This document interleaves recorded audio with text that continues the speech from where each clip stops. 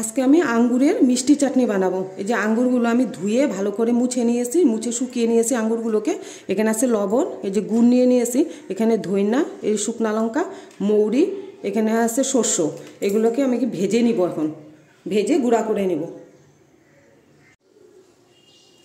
কড়াইটা আমার বসিয়ে দিয়েছি।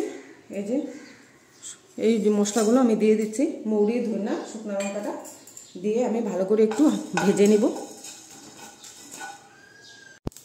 হ্যাঁ, আমাদের এখানে ভাজা হয়ে গেছে। এর মধ্যে আমি এখন শস্যটা দিয়ে দেব, একটু দিয়ে শস্যটাও হালকা করে ভেজে নিব।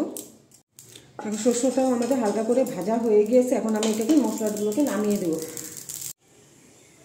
আমি এখন এই কড়াইটার মধ্যে দিয়ে দিচ্ছি যে গুড়গুলো।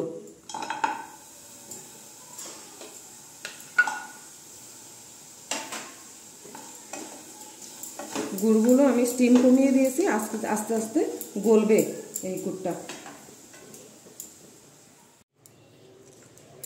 এই যে দেখেন গুড়গুলো আমাদের গলে গিয়েছে। আমি এখন এর মধ্যে দিয়ে দিচ্ছি এই যে আঙ্গুরগুলো।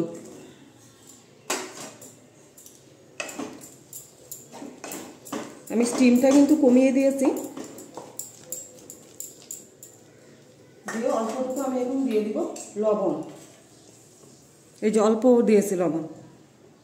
আমার এই আঙ্গুরের রেসিপিটা যদি ভালো লাগে তাহলে আপনারা লাইক করবেন, শেয়ার করবেন, সাবস্ক্রাইব করবেন।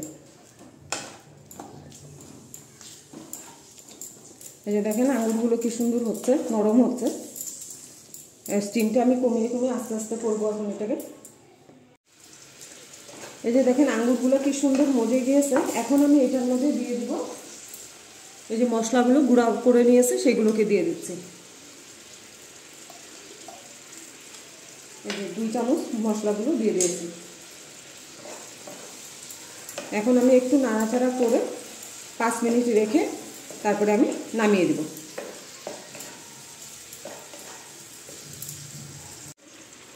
এই যে 5 মিনিট হয়ে গিয়েছে। আমি আঙ্গুরের মিষ্টি চাটনিটা নামিয়ে দিচ্ছি, হয়ে গিয়েছে। এই যে দেখেন আঙ্গুরের চাটনিটা আমি ঠান্ডা হয়ে গেলে একটা বোতলের মধ্যে ঢুকিয়ে রাখবো।